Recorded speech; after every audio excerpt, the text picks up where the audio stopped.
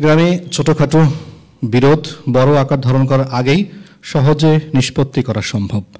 গ্রামীণ জনপদে ন্যায় বিচারের ভিত শক্তিশালী করতে পারে গ্রাম আদালত। ইউনিয়ন পর্যায়ের এই বিরোধ নিষ্পত্তির ব্যবস্থা জেলা আদালতে মামলার চাপ কমিয়ে গোটা বিচার ব্যবস্থায় গতিশীলতা এনেছে। প্রিয় শ্রোতারা, বলছিলাম গ্রাম আদালতের কথা, কারণ আমরা শুরু করছি বাংলাদেশে গ্রাম আদালত সক্রিয়করণ তৃতীয় পর্যায় প্রকল্পের আয়োজনে নারীর আইনি অধিকার সুরক্ষায় গ্রাম আদালতের ভূমিকা বিষয়ক ফোন ইন অনুষ্ঠান সামাজিক সুবিচার এবং গ্রাম আদালত।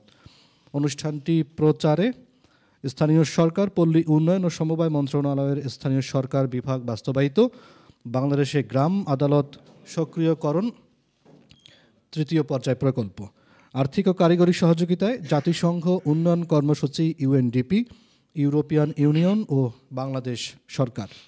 ব্যবস্থাপনায় Bangladesh community radio association VCR এবং অনুষ্ঠানটি প্রচারিত হচ্ছে রেডিও সারাবেলা 98.8 FM সহ আমাদের অফিসিয়াল ফেসবুক পেজ থেকে। অনুষ্ঠানটি নিয়ে আপনাদের সঙ্গে রয়েছে আমি কৃষ্ণ কমল। আপনারা জানেন যে গ্রাম আদালত আইন 2006 অনুযায়ী দেশের প্রতিটি ইউনিয়নের এখতিয়ারাধীন এলাকায় কতিপয় দেওয়ানি এবং ফৌজদারি বিবাদের সহজ এবং দ্রুত নিষ্পত্তি করার জন্য ইউনিয়ন পরিষদ গ্রাম আদালত গঠিত হয়। নারী, পুরুষ ও সকল আর্থসামাজিক শ্রেণীর ব্যক্তি গ্রাম আদালতে মামলা দাখিল করতে পারবেন। গ্রাম আদালত সবসময় চেষ্টা করে মামলার আবেদনের দাখিল করা শুরু থেকে সমন জারি, শুনানি পরিচালনা, সিদ্ধান্ত গ্রহণ এবং বাস্তবায়ন করার প্রতিটি ধাপে নারী, পুরুষ এবং সামাজিক ও আর্থিক অবস্থা ভেদে কোনো রকম বৈষম্য না করে যাবতীয় কার্যাবলী এমনভাবে সম্পন্ন করতে যাতে করে নারী পুরুষ প্রত্যেকেই হয়রানিমুক্ত, সম্মান এবং মর্যাদার সাথে গ্রাম আদালতের বিরোধ নিষ্পত্তির সেবা লাভ করতে পারে। বন্ধুরা, নারীর আইনি অধিকার সুরক্ষায় গ্রাম আদালতের ভূমিকা ও পিছিয়ে পড়া জনগোষ্ঠীর অংশগ্রহণ বৃদ্ধি বিষয়ক এই অনুষ্ঠানে কথা বলার জন্য আমাদের স্টুডিওতে উপস্থিত আছেন দুজন অতিথি। তার মধ্যে রয়েছেন একজন মোহাম্মদ ইমাম হাসিম, উপপরিচালক, জেলা সমাজসেবা কার্যালয় গাইবান্ধা, এবং আরেকজন রয়েছেন মোহাম্মদ মাসুদ রানা, জেলা ম্যানেজার, বাংলাদেশে গ্রাম আদালত সক্রিয়করণ তৃতীয় পর্যায় প্রকল্প। আপনাদের দুজনকেই স্বাগত আমাদের আজকের আয়োজনে। ধন্যবাদ আপনাকেও। আমরা যদি শুরুতেই একটু বলে নেই সবার কাছে, আমরা একটু সবাইকে বলে রাখছি আমাদের অনুষ্ঠান সম্পর্কিত কারো কোনো প্রশ্ন থাকলে, অর্থাৎ গ্রাম আদালত নিয়ে কারো কোনো জানার থাকলে আপনারা কমেন্টস করতে পারেন ফেসবুকে, এবং সেই সঙ্গে আপনাদের মতামত দিতে পারেন আজকের অনুষ্ঠান সম্পর্কে। আমরা শুরুতে যদি একটু, আমাদের সঙ্গে মাসুদ ভাই আছেন, যিনি জেলা ম্যানেজার হিসেবে আপনি কাজ করছেন এই প্রকল্পেই। আপনার কাছে আমরা একটু জানতে চাই যে আসলে গ্রাম আদালতটা কি, কিভাবে এবং কাদের নিয়ে গঠিত হয়, আমরা একটু শুরুতেই জানতে চাই। ধন্যবাদ আমাকে এখানে আমন্ত্রণ করার জন্য। ধন্যবাদ বাংলাদেশ কমিউনিটি রেডিওকে, সেই সাথে রেডিও সারাবেলাকে এরকম একটি সুন্দর আয়োজনের জন্য। বিশেষ করে বিকেলে আমরা আসলে যদি শুরুতেই বলি যে জনগণের একটা আস্থার জায়গা ছিল রেডিও, সেই কমিউনিটি রেডিওটাকে আপনারা ধরে রেখেছেন, লালন করছেন, এই জন্য আমাদের সবার পক্ষ থেকে ধন্যবাদ। প্রশ্নে আসি যে গ্রাম আদালতটা কি। আসলে গ্রাম আদালত মূলত হচ্ছে এটা আইনি একটা আদালত। গ্রাম আদালত আইন 2006 অনুযায়ী ইউনিয়ন পরিষদে কতিপয় বিরোধ, বিশেষ করে দেওয়ানি এবং ফৌজদারি বিরোধ নিষ্পত্তির জন্য ইউনিয়ন পরিষদে যে আদালত গঠিত হয় সেটাই গ্রাম আদালত। আচ্ছা, এটার মূল ফোকাস হচ্ছে এখানে ফৌজদারি এবং দেওয়ানি দুই ধরনের বিরোধ নিষ্পত্তি করা যায়। আর হচ্ছে কাদের নিয়ে গঠিত হয় মূলত হচ্ছে এখানে গ্রাম আদালতের চেয়ারম্যানই, ইউনিয়ন পরিষদের যে চেয়ারম্যান তিনি হচ্ছে গ্রাম আদালতের চেয়ারম্যান, সেই সাথে আবেদনকারীর হচ্ছে 2জন সদস্য এবং প্রতিবাদী 2জন সদস্য। এখানে সদস্য বলতে একজন ইউপি মেম্বার হতে হবে, নির্বাচিত প্রতিনিধি, একজন তার নিজস্ব ব্যক্তি হতে হবে। হ্যাঁ, আরেকটু কথা বলে রাখি যে এটা মূলত হচ্ছে কোয়াসি জুডিশিয়াল সিস্টেম, মানে হচ্ছে একটা সমঝোতামূলক বিচার প্রক্রিয়া। গ্রাম আদালতের মূল যে মেসেজটা, যে নিজের বিচার নিজে করে, অর্থাৎ যে হচ্ছে এই যে 2জন করে প্রতিনিধি দিল, তারা নিজের পছন্দের ব্যক্তি, মানে তার পক্ষে সে কথা বলবে, মানে তার বিচার, সে নিজের বিচার নিজের পছন্দের ব্যক্তিই করবে। আচ্ছা আচ্ছা, হ্যাঁ, এটাই হচ্ছে গ্রাম আদালতের মূল একটা মানে আস্থার জায়গা, যে এখানে আসলে আপনার পক্ষপাতিত্ব করার কোনো সুযোগ নেই, কারণ আমার প্রতিনিধিত্ব আমার পছন্দের ব্যক্তিই করছে। তাহলে আমরা বলতে পারি এখানে 5 জন থাকছেন, 5 জন চেয়ারম্যান থাকছে, আর 2 জন হচ্ছে আবেদনকারী 2 জন মনোনীত সদস্য এবং প্রতিবাদী 2 জন মনোনীত সদস্য, এই 5 জন মিলেই গ্রাম আদালত গঠিত হয়। জি। তো যদি কোনো ক্ষেত্রে নারী হন প্রতিবাদী, নারীর জায়গা থেকে নারীর একটা আইনটাকে আসলে নারী বান্ধব কেন বলা হচ্ছে, যে গ্রামের যারা মূলত আপনারা জানেন যে আমিও গ্রামের সন্তান, যে গ্রামে কিন্তু নারীদের প্রতি দীর্ঘদিন থেকে অন্যায় অত্যাচার তারা নিষ্পেষিত বিভিন্নভাবে হয়ে আসছে, কিন্তু কোথায় যাবে, একটা আস্থার জায়গা নেই। এখানে নারীদের জন্য অন্যতম একটা আস্থার জায়গা গ্রাম আদালত। আইনে বলা আছে যদি নারী স্বার্থ সংশ্লিষ্ট কোনো বিরোধ হয় অবশ্যই একজন প্রতিনিধি হিসেবে নারীকে দিতে হবে, প্যানেলে নারীকে দিতে হবে। কারণ আমরা জানি যে দেখা গেছে পুরুষ শাসিত সমাজে নারীরা তাদের কথা বলতে পারে না। হ্যাঁ, ঠিক একদম গ্রাম আদালতে এমনও কিছু ইস্যু আছে, নারীর প্রতি যে ঘটনা ঘটেছে সেটা পুরুষের সামনে বলাটা তার পক্ষে সম্ভব না। যদি একজন প্রতিনিধি নারী থাকে, নারী তার নারীর ঘটনাটা নারীকে বললো এবং নারী সেটাকে নিয়ে তার যে প্রতিনিধিত্ব করে সেটা করলো। এবারে একটু জানার যে বিষয়, যে আসলে গ্রাম আদালত তো একটা জায়গা থাকে, হ্যাঁ অবশ্যই, ডেফিনেটলি। এটি কোথায় বসে এবং এটার বিরোধ নিষ্পত্তির কোনো একটা মেয়াদ আছে কিনা, যে সময় কালের মধ্যে শেষ করতে হয় কিনা, এরকম কিছু?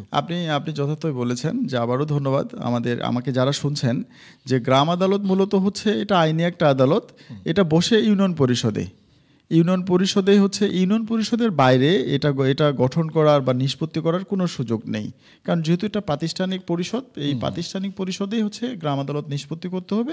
আপনারা জানেন যে প্রতিটা ইউনিয়ন পরিষদেই পরিষদ ভবনে একটা হলরুম আছে, সেখানে এজলাস দেওয়া আছে।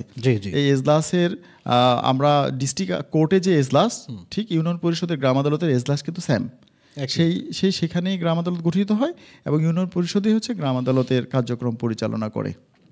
জি, ওই কার্যক্রমগুলো পরিচালনা কোনো নির্দিষ্ট সময় এখানে সময়ের যেটা বিষয় টাইম ডিউরেশন আছেই। আপনারা হয়তো বা জেনে থাকবেন যে বাংলাদেশে এ পর্যন্ত প্রায় 45 লক্ষ মামলা পেন্ডিং, মানে একটা শিশু জন্মগ্রহণ করে মামলার দায়ভার ঘাড়ে নিয়ে। আমি প্রথম আলোর একটা হচ্ছে প্রতিবেদনে পড়েছিলাম যে বাংলাদেশে প্রায় দেখা যাচ্ছে যে যদি আমরা 18 কি 20 কোটি মানুষ হয়ে থাকে, তাহলে 4 থেকে 5 কোটি মানুষ মামলার সাথে জড়িত। মানে 45 লক্ষ মামলা পক্ষে যদি 2টা পরিবার থাকে, একটা পরিবারে যদি 5 জন করে মানুষ হয়, তাও 5 কোটি মানুষ জড়িত হয়ে যায়। মানে একটা শিশু জন্মগ্রহণ করতেছে মামলার দায়ভার নিয়ে। এই জন্য আইনটাকে করেছে বাংলাদেশ গভর্নমেন্ট, যে গ্রাম আদালতের কার্যক্রম বিশেষ করে শুনানির দিন থেকে অনধিক 90 দিনের মধ্যে মামলাটা নিষ্পত্তি করতে হবে। 90 দিন, অনধিক 90 দিন। শুনানির দিন যেদিন প্রথম শুনানি হলো সেদিন থেকে অনধিক 90 দিন মধ্যে মামলা নিষ্পত্তি করতে হবে। সেখানে যদি প্রাকৃতিক কোনো দুর্যোগ হয়ে থাকে সেই ক্ষেত্রে তাহলে আরও 30 দিন সময় নিতে পারবে। 120 দিন, 120 দিনের মধ্যে যদি সেই মামলা নিষ্পত্তি না হয়, অটোমেটিক গ্রাম আদালত ভেঙে যাবে। জি, আচ্ছা। তো যাই হোক, আমরা শ্রোতাদেরকে একটু বলে রাখি, যদি কারো গ্রাম আদালত সম্পর্কে কোনো জানার থাকে আপনারা ফেসবুকে কমেন্টস করতে পারেন। যেমন আমাদের সঙ্গে উলিপুর কুড়িগ্রাম থেকে একজন আছেন শাহিনুল, কিন্তু কোনো প্রশ্ন করেননি। মোহাম্মদ সোয়াইব বিন কাউসারও আছেন, তিনিও দেখছেন কিন্তু আসলে প্রশ্ন করেননি। তো আমরা আশা করব কোনো প্রশ্ন থাকলে আপনারা অবশ্যই প্রশ্ন করবেন। তো আমরা এবার একটু জানতে চাই, আদালত মানে তো আমরা বুঝে থাকি, মাঝে মধ্যে বুঝি কোর্ট কাছারি মানে খরচের একটা ব্যাপার থাকে, অনেকে তো বিভিন্ন রকম বলেই থাকে। তো এই আদালতের খরচটা সম্পর্কে একটু যদি বলেন। ধন্যবাদ, একটা চমৎকার প্রশ্ন করেছেন। বিশেষ করে আমি আবারও আপনাদেরকে ধন্যবাদ জানাতে চাই যে আসলে সরকার আইনটি করেছে সাধারণ মানুষের জন্য, আমার গ্রামীণ জনগণের জন্য, আমার দরিদ্র নারীর জন্য, আমার যারা সমাজের পিছিয়ে পড়া জনগোষ্ঠী তাদের জন্য। এখানে দেখা গেছে যদি আপনার অন্য আদালতে আপনি অনেকগুলো ধাপে ধাপে খরচের বিষয়টাই থেকে থাকে। থানায় একটা মামলা দায়ের থেকে শুরু করে আপনার আদালতে যখন চলে যায়, সেখানে হিয়ারিংয়ের ক্ষেত্রে আপনার অ্যাডভোকেটকে টাকা দিতে হয়, অনেকগুলো বিষয়। সেই ক্ষেত্রে গ্রাম আদালতে শুনলে অবাক হবেন যে গ্রাম আদালতে খরচ বলতে শুধু ফি এর বাইরে কোনো খরচ নেই। দেওয়ানি মামলার জন্য হচ্ছে 20 টাকা ফি এবং ফৌজদারির জন্য 10 টাকা। এই 20 টাকা এবং 10 টাকার বাইরে কোনো খরচ করার কোনো সুযোগ নেই। যেখানে যারা প্রতিনিধির কথা আমরা বলেছিলাম যে 5 জন সদস্য, এই প্রতিনিধি যে মনোনয়ন করবে তারাও আবেদনকারী বা প্রতিবাদীর পক্ষ থেকে কোনো খরচ তারা গ্রহণ করতে পারবেন না। হ্যাঁ, মূল খরচই হচ্ছে 10 টাকা এবং 20 টাকা, এর বাইরে কোনো খরচ নেই, খরচ আর কোনো জি, কোনো খরচ হওয়ার কোনো সুযোগ নেই, কোনো খরচ নেই। তাহলে আমরা এটা তো আমাদের জন্য তাহলে একটা বড় ধরনের, এটাই হচ্ছে বড় মেসেজ। এবং আমরাই আপনার পক্ষ থেকে আমি যারা এখানে আমাদের শ্রোতা আছেন, শ্রোতাদেরকে বিনীতভাবে অনুরোধ জানাচ্ছি, এই মেসেজগুলো শুধু আপনারা যারা শুনছেন, আমাদেরকে শুনছেন, তারা আপনারা মেসেজটা সমাজের একজন দায়িত্বশীল ব্যক্তি হিসাবে সমাজের সবার কাছে এটা পৌঁছে দিবেন যে গ্রাম আদালতে শুধু ফি ছাড়া অন্য কোনো খরচ নেই। ফৌজদারির জন্য 10 টাকা এবং দেওয়ানির জন্য 20 টাকা, এর বাইরে কোনো খরচ নেই। জি, তো আমরা আসলে খুব ভালো একটা বিষয় জানলাম দর্শক শ্রোতা যারা আপনাদের সাথে আছেন, যে আসলে গ্রাম আদালত যে একটি আছে ইউনিয়ন পরিষদ, এটি আমাদের জন্য কতটুকু উপকৃত মানে করছে আমাদেরকে, সে বিষয়ে আমরা শুনছি। মাত্র 10 টাকা 20 টাকা ফিস দিয়ে কিন্তু আমরা একটা বিচার পাচ্ছি। তো যাই হোক, আমরা এবারে একটু আমাদের উপপরিচালক মহোদয় আছেন, আমরা একটু আপনার কাছে জানতে চাই, এই যে গ্রাম আদালত তো যেহেতু নারী বান্ধবের কথা আমরা শুনলাম এবং নারীদের জন্য খুব একটা ভালো জায়গা, তো এক্ষেত্রেও আসলে সেবা গ্রহণের জন্য নারী, সেই সঙ্গে যারা পিছিয়ে পড়া জনগোষ্ঠী আছেন তাদের জন্য বিদ্যমান তো চ্যালেঞ্জ অবশ্যই কিছু আছে। এক্ষেত্রে যদি আমাদের সেই চ্যালেঞ্জগুলোর কথা একটু বলেন আপনি। ধন্যবাদ আপনাকে চমৎকার প্রশ্ন করার জন্য এবং শুভেচ্ছা শ্রোতাবিন্দু, সম্মানিত শ্রোতাবিন্দুকে। গ্রাম আদালত মূলত সরকারের একটি যুগান্তকারী পদক্ষেপ, জি, বিশেষ করে সুবিধা বঞ্চিত নারী এবং পিছিয়ে পড়া জনগোষ্ঠীর জন্য, যেখানে অল্প সময়ে স্বল্প খরচে অতি সহজে ন্যায় বিচার পাওয়া যায়। এটাই গ্রাম আদালত। গ্রাম আদালত বাদী প্রতিবাদীর বাড়ির পাশে সংগঠিত হয়ে থাকে। জি, এবং আমাদের ম্যানেজার মহোদয় বলেছেন যে মাত্র 10 টাকা এবং 20 টাকার বিনিময়ে একটা মামলা শুরু থেকে শেষ পর্যন্ত একটা মামলা নিষ্পত্তি করা সম্ভব। এখানে অবশ্যই কিছু চ্যালেঞ্জ আছে। চ্যালেঞ্জের মধ্যে প্রথম হলো মানুষ তার অধিকার প্রতিষ্ঠায় প্রক্রিয়া সম্পর্কে নারী এবং এই পিছিয়ে পড়া জনগোষ্ঠী তাদের অসচেতনতা এবং তথ্যের ঘাটতি রয়েছে। আরেকটা, এই গ্রাম আদালতের বিচার পাওয়ার প্রক্রিয়া সম্পর্কে জানাশোনার অভাব রয়েছে। সেই সাথে যদি বলি, নারী এবং প্রতিবন্ধী ব্যক্তিদের এই গ্রাম আদালতে যাতায়াত এবং পরিবহন সমস্যা রয়েছে। জি জি। সর্বোপরি বাংলাদেশের মতো প্রেক্ষাপটে একটা নারীকে পরিবারের বাইরে এসে বিচার প্রার্থনার বিষয়টা আসলে পারিবারিক এবং সামাজিকভাবে নিরুৎসাহিত করা হয় এখানে। হ্যাঁ, পারিবারিক এবং সামাজিকভাবে নিরুৎসাহিত একটা বিষয় আছে। জি জি স্যার। এছাড়া গ্রাম আদালতের সেবা প্রদানের কৃত যারা ব্যক্তি জড়িত আছেন তাদের আচরণ, শব্দচয়ন, তাদের ব্যবহার, সহনশীলতা এবং সম্মানের একটা বিষয় আছে, সেখানে সন্দেহের বিষয় রয়ে গেছে। সর্বোপরি একটা অবকাঠামোগত সমস্যা রয়েছে। যদি বলেন, দেখেন আমরা ইউনিয়ন পরিষদ যদি তাকাই, সেখানে কিন্তু পরিচ্ছন্ন টয়লেটের সমস্যা আছে, সেখানে বিশ্রামাগারের সমস্যা আছে। বিশেষ করে নারী কর্নার নাই বললে চলে। সেখানে নারীরা কিন্তু যাতায়াতের স্বাচ্ছন্দ্য বোধ করে না। এরপরও রাজনৈতিক প্রভাব যুগে আমরা দিকে তাকাই, তাহলে দেখবো সেখানে ন্যায় বিচার এবং সঠিক বিচার পাওয়াটা সংশয় কিন্তু রয়ে যায়।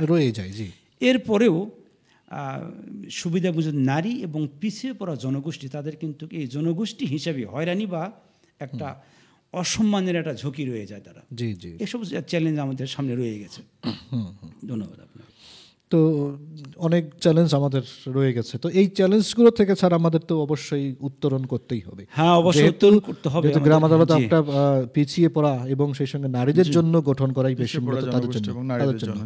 তো আমরা তো একজন পিছিয়ে পড়া মানুষ আমাদের কাছে আসলে তাকে তো আমরা অসম্মান করতে পারি না, এবং তাকে আইনি সহায়তাই দেওয়াই হচ্ছে আমাদের মূল কাজ।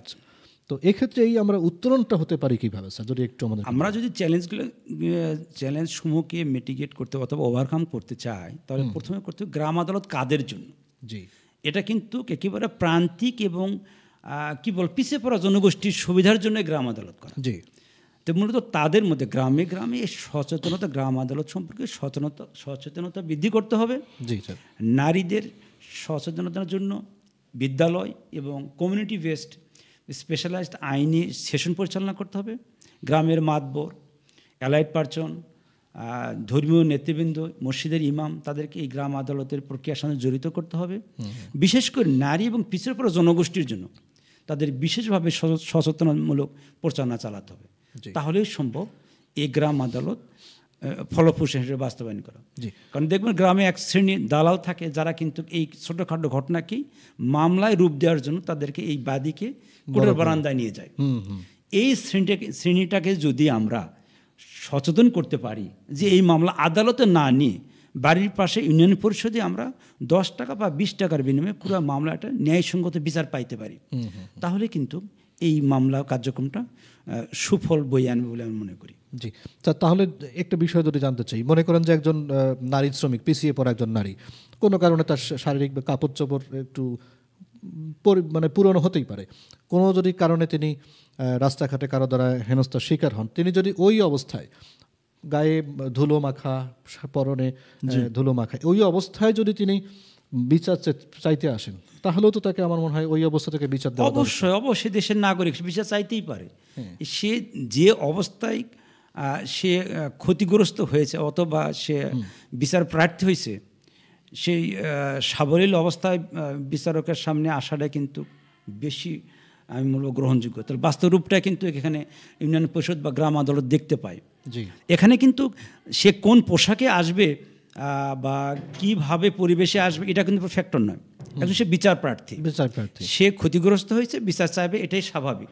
এখানে গ্রাম আদালতের সাথে জড়িত আছে এবং কমিউনিটি যারা আছে তাদেরকে ন্যায্য অধিকার প্রার্থীর দেওয়াই আমাদের একমাত্র কাম্য, এবং তাকে বিচারের আওতায় নিয়ে আসতে হবে যদি গ্রাম আদালত বিচার্য বিষয় হয়ে থাকে। তার মানে এখানে কেউ মানে ধুলো মাখা গায়ে চলে আসছে বা পায়ে স্যান্ডেল নেই, এটা কোনো বিষয়, সেটা একটা ফ্যাক্ট না। As a citizen of Bangladesh, মানে বাংলাদেশের নাগরিক হিসাবে তার অধিকার বিচার পাওয়াটা অধিকার যে কোনো বিচারিক প্রতিষ্ঠানের মাধ্যমেই। এখানে সে কোন গোত্রের আসলো, কোন ধর্মের আসলো, হ্যাঁ, সেটা থেকে বিষয়, সে কোন পোশাক নিয়ে পড়ে আসলো সেটা বিষয় না। মূলত হচ্ছে বিচারিক প্রতিষ্ঠান বিচার দেওয়ার জন্য, বিচার পাওয়ার জন্য তৈরি।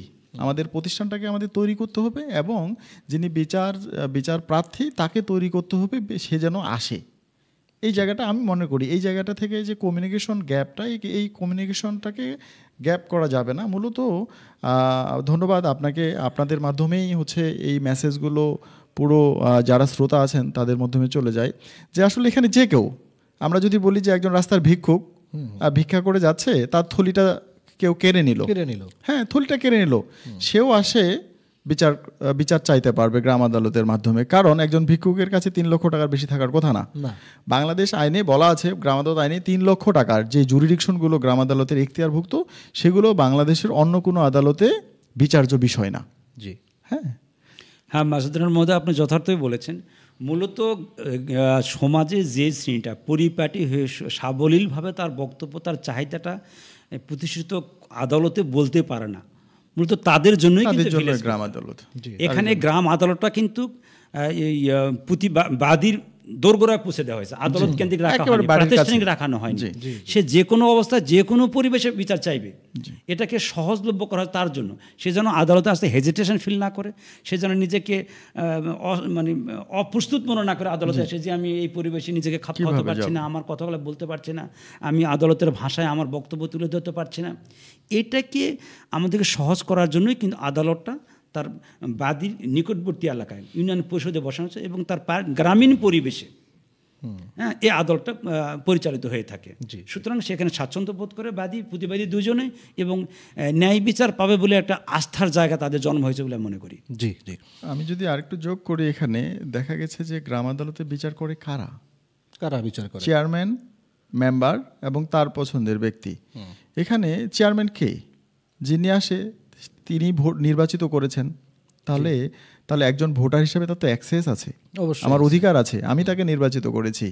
তাহলে সেক্ষেত্রেও কিন্তু তার একটা অধিকার ওখানে সৃষ্টি হয়ে যায় যে আমার নির্বাচিত ব্যক্তির কাছে আমি বিচার চাবো, সে মনের কথা অবলীলায় খুলে বলতে পারে। অবশ্যই আমরা যদি দেখি, আমরা পুলিশের প্রতি মানুষের যেটা ভীতি কাজ করে, পুলিশের ব্রান্দায়, পুলিশের কাছে একজন সাধারণ মানুষ কিন্তু হুট করে যেতে পারে না, সে অ্যাক্সেসটা নেই। তো সেটাই এই জায়গাটা থেকে গ্রাম আদালত মানুষের জন্য, জনমানুষের সেবার জন্য, সাধারণ মানুষ, অবহেলিত জনগোষ্ঠী সবার জন্য উন্মুক্ত গ্রাম আদালত। জি, আমরা তাহলে একটু যদি আপনার কাছে জানতে চাই, যেহেতু সবার জন্য উন্মুক্ত, তাহলে এই যে পিছিয়ে পড়া নারী বা জনগোষ্ঠী যারা রয়েছেন, তা আসলে তারা বিশেষ কি এমন সেখানে সুবিধা আছে যার কারণে তারা এই গ্রাম আদালতে যাবেন? এখানে ভালো করে বলেছেন, বিশেষ সুবিধা বলতে আমরা যদি বলি যে প্রতিটা বিরোধের সাথে একটা স্বার্থ জড়িত, স্বার্থ ছাড়া বিরোধ হয় না, স্বার্থের সাথে একটা অর্থের জড়িত। এখানে গ্রাম আদালতের বিষয়টা দেখেন যে গ্রাম আদালতের ফি কত টাকা, মানে খরচ কত, অনলি 10 টাকা এবং 20 টাকা, এই জন্যই যাবেন। আরেকটা পয়েন্ট হচ্ছে গ্রাম আদালতে আপনি চিন্তা করে দেখেন, গাইবান্ধা যদি আমি বলি গোবিন্দগঞ্জ থেকে একটা মামলা হলো, সেই মামলা হিয়ারিং হচ্ছে গাইবান্ধায়, তাকে যাওয়া আসা, তার অ্যাডভোকেট ধরা, তার আনুষাঙ্গিক খরচ, সময়, বিড়ম্বনা, হ্যাঁ, মেন্টালি হ্যারাসমেন্ট, সেখানে সে ইউনিয়ন পরিষদে যাচ্ছে, বাড়ির কাছে পায়ে হেঁটে যেতে পারে, অবশ্যই সর্বোচ্চ হচ্ছে 10 টাকা দিয়ে অটো ভাড়া, সে যাচ্ছে কোথায় যাচ্ছে, তার নির্বাচিত প্রতিনিধির কাছে যাচ্ছে। এটা একটা বিষয়। এরপরে যদি আরও আমরা আলোচনা করতে পারি যে দেখা গেছে যে গ্রাম আদালতে যিনি বিচার করবে, কোর্টে বিচারক কারা করে, যারা বিচারককে কিন্তু আবেদনকারী বা বাদী বা আবেদনকারী বা প্রতিবাদী কেউ চিনে না। বিচারক কার কথা শুনে? লয়ারের কথা শুনে, উকিলের কথা। যে উকিল যত চৌকস, সে তত পারদর্শী হয়। এখানে সত্যটাকে মিথ্যা, মিথ্যাটাকে সত্য বানানোর সুযোগ হয়। গ্রাম আদালতে যেই ঘটনাটা ঘটে, এই ঘটনাটা দেখা গেছে ওইখানে যারা স্টেজে আছে তারাও নিশ্চয়ই জানে। হ্যাঁ, সত্য এখানে মিথ্যা বলার কোনো সুযোগ থাকে না, কারণ আমি কার সামনে মিথ্যা বলবো সবাই জানে। আমার প্রতিবেশী, যারা শ্রোতা আছে, যারা বিচারক আছে, সবাই আমার কথা শুনছে, মিথ্যা বলার কোনো সুযোগ থাকে না। আর আরেকটা বিষয় বলি যে কেন আসবে গ্রাম আদালতে। আপনারা জানেন যে আমরা ফ্যামিলি কেন্দ্রিক অনেক দেখেছি যে একটা বিরোধ থেকে পরিবার থেকে পরিবার, বংশের পর বংশ কিন্তু বিরাজমান থাকে। হ্যাঁ, কারণ উচ্চ আদালতের রায় কখনো দুই পক্ষে যায় না। আমি আমার বক্তব্যের শুরুতেই বলেছি যে গ্রাম আদালত হচ্ছে একটা কোয়াসি জুডিশিয়ারি সিস্টেম, এখানে উভয় পক্ষে মিলমিশ করে দেয়। এটা হচ্ছে গ্রাম আদালতের একটা সৌন্দর্য। বিচার শেষ হলো, বিরোধ নিষ্পত্তি করে দুজন কাকে কোলাকুলি করে দিল, হাত মিলা দিল, তোমরা এখন একই এলাকার মানুষ, তোমরা মিলেমিশে থাকো। এই যে সমঝোতামূলক একটা বিচার ব্যবস্থা, এখান থেকে নতুন করে কোনো বিরোধ সৃষ্টির সম্ভাবনা থাকে না। যার জন্যই সাধারণ মানুষ, আমি বলবো আপনার মাধ্যমে, প্রিয় শ্রোতা, আপনারা গ্রাম আদালতে আসুন, গ্রাম আদালতের মাধ্যমে আপনাদের প্রতি ঘটিত অন্যায়ের বিচার প্রার্থনা করুন এবং বিচারিক সেবা গ্রহণ করুন। আমরা যদি এবার একটু জানতে চাই আপনার কাছে যে স্ত্রীর ভরণ পোষণের যে একটা বিষয় আছে, ভরণ পোষণ বা খোরপোষ, এটির জন্য ইউনিয়ন পরিষদে তিনি কি মামলা করতে পারেন কিনা? জি, ধন্যবাদ আপনাকে। আসলে আপনি একটা চমৎকার প্রশ্ন করেছেন যে স্ত্রীর প্রতি। আমি আমার জায়গা থেকে যদি বলি যে আসলে নারীরা, আমাদের সমাজে পুরুষ শাসিত সমাজ হওয়ার কারণে নারীরা আসলে অবহেলিত। এক হচ্ছে তারা মেসেজ জানে না, এক হচ্ছে তাদেরকে বিভিন্নভাবে চাপিয়ে রাখা হয়। হ্যাঁ, তোমার জন্য এটা না, তোমার জন্য পরিশোধ না, তোমার জন্য বাজার না।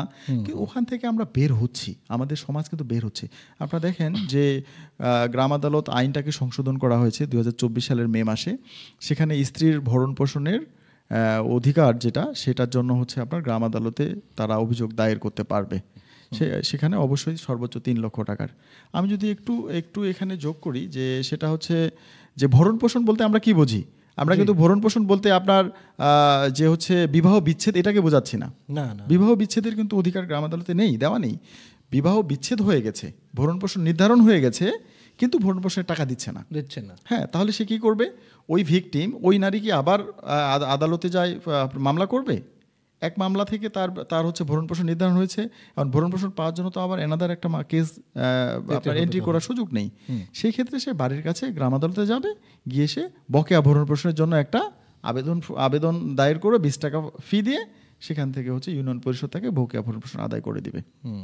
সাথে আরেকটু যোগ করি, আমরা জানেন যে আমাদের মূলত বাংলাদেশে সকল ধর্মের সকল বর্ণের মানুষ আছে। হ্যাঁ, হিন্দু ধর্মে কিন্তু বিবাহ বিচ্ছেদ নেই না। হ্যাঁ, তাহলে বিবাহ বিচ্ছেদ নেই, যেই হিন্দু ধর্মের যে বোনটা, যার স্বামী তাকে খরচ দেয় না, সে তাহলে কি করবে? সে কিন্তু মামলা করতে পারবে তার বকেয়া ভরণ পোষণ আদায়ের জন্য। ভরণ পোষণ বলতে আমরা কি বুঝছি? তার থাকা, খাওয়া, পড়া, এই 3টা চাহিদা সে পাওয়ার অধিকার তার আছে। মুসলিম আইন বলেন, হিন্দু আইন বলেন, খ্রিস্ট আইন বলেন, এই বকেয়া ভরণ পোষণ এটা তার স্বামীর দায়িত্ব। সেক্ষেত্রে যদি এটা তার প্রতি অন্যায় করা হয়, সে আবেদন করতে পারবে এবং গ্রাম আদালতের মাধ্যমে সুবিচার সে নিশ্চিত করতে পারবে। এখানে ভরণ পোষণের যে বিষয়টা বলছেন, যে স্বাভাবিক একটা আদালতে এই ভরণ পোষণের বিষয়টা তার রায় পেতে কয়েক বছর সময় লাগে। সেখানে গ্রাম আদালতে আপনি এই একজন বাদী তার কতদিনের মধ্যে এই ভরণ পোষণের রায়টা পেবে? সর্বোচ্চ 90 দিন। হ্যাঁ, এটাই বড় একটা সৌন্দর্য। 90 দিনের মধ্যে সে একজন ভরণ পোষণের একটা মামলার সে রায় পেয়ে যাচ্ছে। আমরা বলছি 90 দিন সর্বোচ্চ, শুনানি থেকে 90 দিন, কিন্তু 7 দিনের মধ্যেও শেষ হয়ে যেতে পারে, হতে পারে 7 দিনের মধ্যেও শেষ হয়ে যেতে পারে। যেটা কল্পনা করতে পারেন যে যেই স্বামী তাকে দীর্ঘদিন ভরণ পোষণ দেয়নি, থাকা খাওয়ার খরচ দেয়নি, সে 7 দিনের মধ্যে তাকে অবশ্যই সে তার যে ন্যায্য পাওয়া সে সেটা প্রদান করতে বাধ্য হবে। জি, তো এক্ষেত্রেও কি তার ওই যেমন একটা নির্দিষ্ট টাকার একটা অঙ্কের আছে? সর্বোচ্চ 3 লক্ষ টাকা। 3 লক্ষ। হ্যাঁ, সম্মানিত শ্রোতা, আপনাদের জন্য আবারও মেসেজ দেই যে সেটা হচ্ছে গ্রাম আদালত শুধু বিরোধ নিষ্পত্তি করতে পারে সর্বোচ্চ 3 লক্ষ টাকার, আর্থিক বা আর্থিক মূল্যমানের যে কোনো বিষয় নিষ্পত্তি করতে পারে সর্বোচ্চ 3 লক্ষ টাকা। জি, তাহলে আরেকবার একটু বলছিলেন যে আপনি যে ধর্ম তো অনেক, হিন্দু ধর্ম, মুসলিম ধর্ম, খ্রিস্টান ধর্ম আছে, তাহলে সেই অনুপাতেই তারা সেভাবেই মামলা করতে পারে, সেইভাবেই মামলা করতে পারবে। আপনার মুসলিম ধর্ম হচ্ছে বিবাহ বিচ্ছেদের পরে যে ইদ্যৎকালীন সময়ের জন্য যে ভরণ পোষণটা সেটার জন্য দায়ের করতে পারে। হিন্দু ধর্মের যেহেতু বিবাহ বিচ্ছেদের প্রথা নেই, তাহলে সেই ক্ষেত্রে তারা বকেয়া ভরণ পোষণ, তার স্বামীর প্রতি তার যে ন্যায্য পাওয়া সেটার জন্য আবেদন করতে পারে। ঠিক খ্রিস্ট ধর্মও তাই, আপনার একই সিস্টেম, সর্বোচ্চ 3 লক্ষ টাকার ভরণ পোষণের জন্য সে গ্রাম আদালতে অভিযোগ দায়ের করতে পারবে। যেহেতু হিন্দু ধর্মে একটা বিষয় হচ্ছে যে বিবাহ বিচ্ছেদটা নেই, এক্ষেত্রে এই সিদ্ধান্তটা নেওয়ার জন্য তাদের কোনো প্রতিনিধিকে ডাকানো হয় কিনা? এখানে প্রতিনিধি বলতে গ্রাম আদালতের সিস্টেম তো একই। সে যখন আবেদন করবে, আবেদন করার পরে প্রতিবাদীকে ডাকা হবে, তার হাজব্যান্ডকে ডাকা হবে। তার হাজব্যান্ড যদি এটা মেনে নেয় তাহলে ওয়েল অ্যান্ড গুড, সেখানে নিষ্পত্তি। যদি সে মেনে না নেয় তাহলে সে কোর্ট গঠন করা হয়, অর্থাৎ তার স্ত্রীর পক্ষে 2 প্রতিনিধি এবং তার স্বামীর পক্ষে 2 প্রতিনিধি, এই 5 জন মিলে কোর্ট গঠন করা হলো, এবং চেয়ারম্যান 5 জন মিলে কোর্ট গঠন করা হলো। কোর্ট গঠন করে তাদের হিয়ারিং নেওয়া হবে, হিয়ারিং নেওয়ার পরে তখন কোর্ট সিদ্ধান্ত দিবে। জি, এবার একটু জানতে চাই, সেটি হচ্ছে যে কোনো নারীকে অপমান করার উদ্দেশ্যে যদি তাকে কটু কথা বা অন্য কোনো শব্দ করা বা বিভিন্ন অঙ্গভঙ্গি করা বা অশ্লীল কোনো ছবি বা বস্তু প্রদর্শন করা হয়, সেক্ষেত্রে তিনি অর্থদণ্ডের মামলা করতে পারেন কিনা এই আদালতে? হ্যাঁ, ভালো একটা প্রশ্ন করেছেন। এখানে আমরা যেটাকে বলছি, যদি সহজ ভাষায় বলি, ইফটিজিং। হ্যাঁ, কোনো নারীকে অশ্লীল কথা বলা, অঙ্গভঙ্গি করা বা তাকে কোনো তার চলার পথে প্রতিবন্ধকতা সৃষ্টি করা, সবগুলো ইফটিজিং, কুপ্রস্তাবও হতে পারে। এটাকে ইফটিজিং বলে। এই ইফটিজিংটা হচ্ছে গ্রাম আদালতের বিচার্য বিষয়। ইফটিজিংটা আইনে বলা আছে, এটা গ্রাম আদালতের বিচার্য বিষয়। এখন সে সেখানে তার নিরাপত্তার জন্য আবেদন করতে পারে, তার যে সম্মানের ক্ষতি হয়েছে সেটার জন্য সে তার আর্থিক জরিমানা চেয়েও সে আবেদন করতে পারে। সেটা হচ্ছে আবেদনকারীর এখতিয়ার। সেটা এখানে একটু বিষয় যে শেয়ার করার সুযোগ দেন, সেটা হচ্ছে যে আপনি একটু আগে বলছিলেন যে আমাদেরকে যে মামলার যে কোনো বিচার্য বিষয় সর্বোচ্চ 3 লক্ষ টাকা। 3 লক্ষ টাকা। এখানে যে এই ইফটিজিং বিষয় বা মানহানি করে যে কথাবার্তা বা ল্যাঙ্গুয়েজ প্রদর্শন, এই বিষয়ে আমরা আর্থিক বিষয়টা কিভাবে চিহ্নিত করব? এখানে যিনি বিচার প্রার্থী, এটা নির্বাচন তাকেই করতে হবে। হ্যাঁ, যে সে কি পরিমাণ সে এখানে আসলে তার নিরাপত্তা চাচ্ছে না কোনো আর্থিক দণ্ড চাচ্ছে, সেটা তার উপর। কারণ আমি বিচার প্রার্থী, এটা তো আমাকে নির্বাচন করতে হবে, আমাকে কেউ বলে দিবে না যে তুমি এটা করো কি এটা করো, আমাকে কেউ বলে দিবে না। আমি যদি মনে করি যে না, আমার সেটা সম্মানহানি করেছে, আমি সম্মানহানির জন্য তাকে অর্থদণ্ড দিতে চাই, মাননীয় আদালত আমাকে 1 লক্ষ টাকা সম্মানহানির জন্য বিচার প্রার্থনা করছে। তার মানে তাকে 3 লক্ষ টাকার ভিতরে তার দাবি অবশ্যই, এর উপর দাবি করার সুযোগ নেই। না, 3 লক্ষ টাকার উপরে গ্রাম আদালতের কোনো দেওয়া হয়নি, বিচার্য বিষয়টা দেওয়া হয়নি, এই জন্য 3 লক্ষ টাকাই। জি, শুরুতে আমরা শুনছিলাম যে আসলে গ্রাম আদালতের কারা কারা থাকে সেখানে। আমরা যদি আরো একবার একটু শুনতে চাই, সেটি দেওয়ানি বা ফৌজদারি মামলার ক্ষেত্রে নারী স্বার্থ থাকলে মানে কারা কারা প্যানেলে থাকতে পারেন? ভালো বলেছেন। আমি আবারও এটা শুরু থেকে আলোচনা করেছি, তারপর আবারও একটু বলি যে সেটা হচ্ছে, আমরা জানি যে গ্রাম আদালতে আপনার 5 জন মিলে প্যানেল গঠন করা হয়। সেখানে হচ্ছে একজন চেয়ারম্যান, 2 জন মেম্বার, সেটা 2 পক্ষে 2 জন নির্বাচিত মেম্বার, এবং 2 জন হচ্ছে তার পছন্দের ব্যক্তি, এলিট পারসন না। আমি আমার ব্যক্তি, আমার এলিট পারসন, আমি আমার ভাইকেও দিতে পারি, আমি আমার বাবাকেও দিতে পারি। হ্যাঁ, তো এই মিলেই হচ্ছে প্যানেল গঠন করা হয়। তবে যদি নারী স্বার্থ সংশ্লিষ্ট কোনো বিরোধ হয়, নারী আবেদনকারী হতে হবে, নট নেসেসারি। আমি আমার মেয়েকে রাস্তায় উত্ত্যক্ত করেছে, আমি আবেদনকারী, কিন্তু স্বার্থটা কি? স্বার্থ হচ্ছে আমার মেয়ে, তাহলে নারী স্বার্থ সংশ্লিষ্ট হলো। সেক্ষেত্রে অবশ্যই একজন নারী প্রতিনিধি দিতে হবে। আপনার ইউনিয়ন পরিষদের নারী সদস্য হতে পারে, বা আমি আমার পছন্দের কোনো একজন নারী ব্যক্তিকে প্রতিনিধিত্ব করতে দিতে পারি। এখানে ম্যান্ডেটরি বলা আছে আইনে যে নারী স্বার্থ সংশ্লিষ্ট কোনো বিরোধ হলে অবশ্যই একজন নারী প্রতিনিধি প্যানেলে থাকতে হবে। আমরা একটা বিষয় এখানে আলোচনার বিষয় আছে, সেটা হলো যে নারী এবং শিশু। যেখানে নারী সেখানে কিন্তু শিশু চলে আসে। এই মামলার এইসব ক্ষেত্রে বা যে উদ্ভব হয় যে ঘটনাগুলো, সেখানে যদি শিশু জড়িত থাকে, তা সেই ক্ষেত্রে মামলাগুলো আমরা এই গ্রাম আদালতে নিষ্পত্তি করতে পারবো কিনা? এখানে আপনারা জানেন সম্মানিত উপস্থিতি যে হচ্ছে শিশুর জন্য আলাদা একটা ট্রাইব্যুনাল করা হয়েছে, তো যার জন্য শিশুর স্বার্থ সংশ্লিষ্ট বিরোধ গ্রাম আদালতে অ্যাক্সেস দেওয়া হয়নি। যেহেতু শিশুর জন্য আলাদা একটা ট্রাইব্যুনাল আছে, সে শিশুর স্বার্থ বিষয়গুলো সেখানেই যেয়ে মামলা করতে হবে।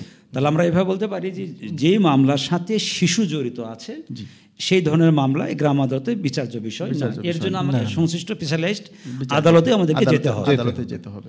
তো তারপরেও আমাদের মনে হয় কিছু কিছু বিষয় আছে যেগুলো গ্রাম আদালত মামলা পরিচালনা করতে পারে না, সেটা সম্পর্কে যদি একটু বলেন কোন কোন বিষয়গুলো থাকে? মামলা পরিচালনার মূলত 3 লক্ষ টাকার ঊর্ধ্বে যদি হয় বিচার্য ক্ষমতা নেই। দেখা গেছে অ্যাটেম্প টু মার্ডার, রক্তপাত হলো বিচার্য, সেটা হচ্ছে গ্রাম আদালতে এখতিয়ারভুক্ত না। রেপ কেস, এটা হচ্ছে এখতিয়ারভুক্ত না। আমরা যেটা আলোচনা করলাম যে যদি কোনো শিশু স্বার্থ থাকে, সেটা হচ্ছে গ্রাম আদালতের বিচার্য বিষয় না। আরেকটা বিষয় বলি যে মূলত হচ্ছে যদি কেউ বিবাহ বিচ্ছেদের বিষয় নিয়ে আসে, সেটা গ্রাম আদালত এখতিয়ারভুক্ত না, বিবাহ বিচ্ছেদ। সেই সাথে দেখা গেছে আমাদের যেটা আমাদের সমাজে হয়ে থাকে, যেগুলো হচ্ছে আপনার অভিভাবকত্ব বা হচ্ছে আমার যে হচ্ছে আপনার বন্টননামা, হ্যাঁ, আমার পৈতৃক সম্পত্তি নিয়ে বন্টননামার বিষয়ে আবেদন করলো, সেটা গ্রাম আদালতে আপনার বিচার্য বিষয় না, এগুলো হচ্ছে দেওয়ানি কোর্টেই আবেদন করতে হবে। জি জি। তাহলে যেটা বলেন এগুলো আসলে এটা হবে না। আর আমরা যেটা বলেছি কিছু আগে, মানে যেমন বিবাহ বিচ্ছেদের মামলা, তো বিবাহ বিচ্ছেদের মামলা করে এটা মুসলিম পারিবারিক আইন, এটা আলাদা একটা আইনেই আছে, মুসলিম পারিবারিক আইন। মুসলিম পারিবারিক আইনেই হচ্ছে বিবাহ বিচ্ছেদের কাজগুলো হয়ে থাকে। শ্রোতাদের উদ্দেশ্যে যেটা বলতে চাই যে গ্রামে গঞ্জে কিন্তু ম্যাক্সিমাম এই জমি সংক্রান্ত বিষয় নিয়ে বিরোধটা কিন্তু বেশি হয়। জি, এই জমি সংক্রান্ত যে বিষয়গুলো, বেদখল দেওয়া, হ্যাঁ, আমি ন্যায্য অংশ পাচ্ছি না, এই বিষয়গুলো কিন্তু গ্রাম আদালতে বিচার্য বিষয় আছে বলে মনে হয়। হ্যাঁ, এখানে কতদিনের মধ্যে আবেদন করতে হবে বা কিভাবে, এই বিষয়গুলো যদি আপনি একটু। হ্যাঁ, বিচার্য বিষয় বলতে আপনার, হ্যাঁ, জমির বিষয়টা তো অবভিয়াসলি চলে আসে, জমির বিষয়টা বেদখলকৃত। কিন্তু আমার দেখা গেছে আমার বাবার জমি, কিন্তু বন্টননামাটা গ্রাম আদালত করে দিতে পারে না। আমার বাবার জমি আমি পাবো, আমার জমি আমার বড় ভাই খাচ্ছে, বেদখল করতেছে, সেটা করতে পারবো। কিন্তু যদি বন্টননামা যদি করে, এই বন্টননামার মামলাটা গ্রাম আদালত করতে পারে না, এটা আপনাকে অবশ্যই সিভিল কোর্টে আপিল করতে হবে। হ্যাঁ, হ্যাঁ, সেই জায়গাটা। আর ভালো একটা কথা বলেছেন যে গ্রাম আদালতের সাথে একটা টাইম ডিউরেশন আছে। যেমন ফৌজদারি বিরোধ যদি হয়, সেখানে ঘটনা ঘটার 30 দিনের মধ্যে মামলা করতে হবে। ঠিক দেওয়ানি যদি ঘটনা হয়ে থাকে, অবশ্যই ঘটনা ঘটার দিন থেকে 60 দিনের মধ্যে আবেদন দাখিল করতে হবে। আর যদি জমি বেদখল হয়, আমার জমি আমি বেদখল হয়ে গেছে, অন্য কেউ বেদখল করেছে, সেটা যেদিন বেদখল হয়েছে সেদিন থেকে 1 বছরের মধ্যে গ্রাম আদালতে মামলা দায়ের করতে হবে, অন্যথায় গ্রাম আদালতে এখতিয়ারভুক্ত নয়। কিন্তু যদি মানে জমিটা দখল আগে হয়ে গেছে, কিন্তু জানি না আমি, জি, ওই জমিটা আমার, কিন্তু তারা দখল করে খাচ্ছে, এটা ক্ষেত্রে তাহলে? হ্যাঁ, এখানে হ্যাঁ ভালো একটা কথা বলেছেন, ধন্যবাদ আপনাকে। সেটা হচ্ছে দেখা গেছে আপনার জমি আমি বর্গা চাষ করি, আপনি ঢাকায় থাকেন, দীর্ঘদিন থেকে আপনার সাথে আমার সম্পর্ক ভালো, 10 বছর পরে আপনি বললেন যে মাসুদ ভাই জমিটা আমার। হ্যাঁ, কিন্তু আমার তাহলে বিরোধটা কখন হলো? তখন আমি বললাম না, এই জমি তো আমার, কারণ যেহেতু আমি 10 বছর থেকে খাচ্ছি। তো বিরোধ কিন্তু 10 বছর আগের না, ঘটনা ঘটলো যেদিন আমি আপনাকে বললাম যে না জমি তো আমার, তাহলে আপনার সাথে আমার ক্ল্যাশ হলো, যেদিন ক্ল্যাশ হলো সেদিন থেকে 1 বছর, সেদিন থেকে 1 বছর। আচ্ছা আচ্ছা। তো যাই হোক, আমরা অনুষ্ঠানে অনেক কথা বলতে বলতে একদম শেষ পর্যায়ে চলে এসেছি। আপনার কাছে যেটি আরেকটু জানতে চাই যে আসলে এই যে গ্রাম আদালত যে বিষয়টি, এখানে নারী বা পিছিয়ে পড়া যে জনগোষ্ঠী রয়েছে, তারা আসলে কিভাবে সুফল ভোগ করতে পারে? আমি আমার আলোচনায় একটু চলে আসছে এগুলো। নারীদের মূলত যেটা কথা আবারও বলি যে বাড়ির কাছে একটা নারী কিন্তু থানায় যেতে পারে না, সে বাড়ির কাছে গ্রাম আদালতে আসলো, গ্রাম আদালত থেকে সুফল নিল। পিছিয়ে পড়া জনগোষ্ঠীর একই ঘটনা। পিছিয়ে পড়া জনগোষ্ঠী আমরা বলতে কি বুঝি?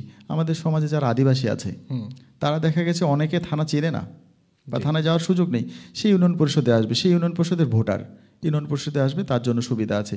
সেই সাথে আরেকটু বলে রাখি যে গ্রাম আদালত আইনে আরেকটু বলা আছে যে পদ্মানশীল নারী বা অক্ষম ব্যক্তি, সেখানে কিন্তু প্রতিনিধিত্ব করার একটা সুযোগ আছে। দেখা গেছে আমি পদ্মানশীল, আমি কোর্টে যাব না, গ্রাম আদালতে যাব না, আমি তখন আমার মেয়েকে লিখিত প্রতিনিধিত্ব করলাম যে সে আমার পক্ষে কথা বলবে।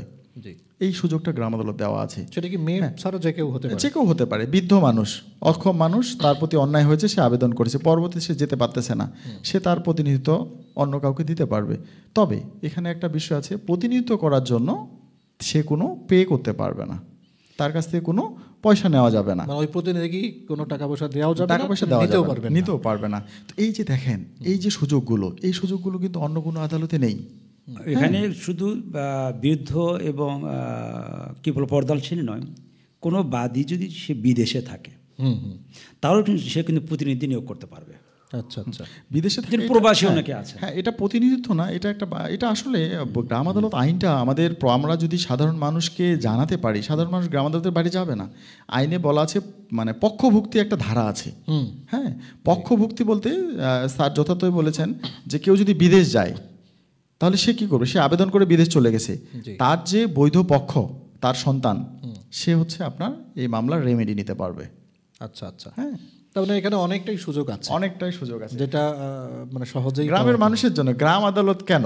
গ্রাম আদালত বলতে গ্রামের মানুষের জন্য, বেসিক্যালি যারা সাধারণ মানুষ, যারা খেটে খাওয়া মানুষ, আমার কুলি, শ্রমিক, সাধারণ মানুষ, ভিক্ষুক, হ্যাঁ, আদিবাসী, দলিত, নারী, হ্যাঁ, যারা, সবার জন্য গ্রাম আদালত তো তাদের জন্য যারা এই কোর্ট কাছারি, জজ কোর্ট, সুপ্রিম কোর্টে যেতে পারে না, যারা যেতে ভয় পায়, যারা উকিল বোঝে না, পুলিশ দেখলে ভয় পায়, বা নিজের কথাটুকু গুছিয়ে বলতে পারে না, তাদের জন্য তো গ্রাম আদালত।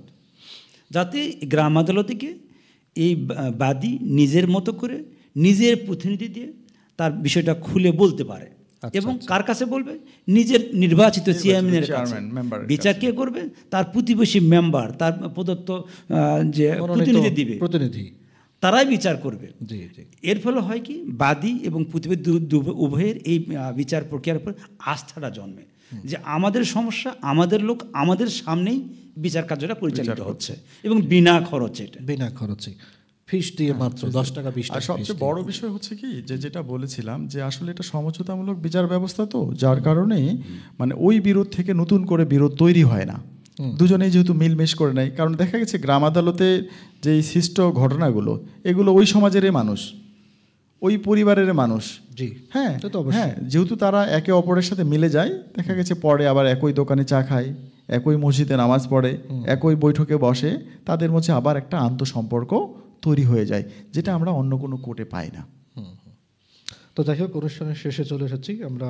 সর্বশেষ আমাদের দর্শক শ্রোতাদের উদ্দেশ্যে যদি আপনার কোনো কিছু বলার থাকে। সম্মানিত দর্শক শ্রোতা, আসলে আপনারা শুনছেন, ধন্যবাদ যে আপনারা আমাদেরকে শুনছেন। তো আমাদের জায়গা থেকে আপনাদের সবারই প্রতি, যারা শুনছেন, সবার প্রতি একটাই রিকোয়েস্ট, যে আমরা জানি যে মানুষ মরণশীল, কোনো এক সময় আমরা চলে যাব। যদি আমাদের কাজের মধ্যে থেকে কিছু করে যেতে পারি সমাজের জন্য, এটাই হচ্ছে চিরঞ্জীব হয়ে থাকে, অমর হয়ে থাকবে। তো আপনারা আপনাদের সমাজে এতটুকু মেসেজ দিবেন যে গ্রাম আদালতের যে এখতিয়ারভুক্ত বিষয়গুলো, যার সাথে সর্বোচ্চ 3 লক্ষ টাকা জড়িত আছে, এই বিষয়গুলো অন্য কোনো আদালতে বিচার্য বিষয় না। আপনারা অহেতুক শুধু থানায় বা আদালতে গিয়ে হয়রানি হবেন, পয়সা খরচ করবেন দিনের পর দিন।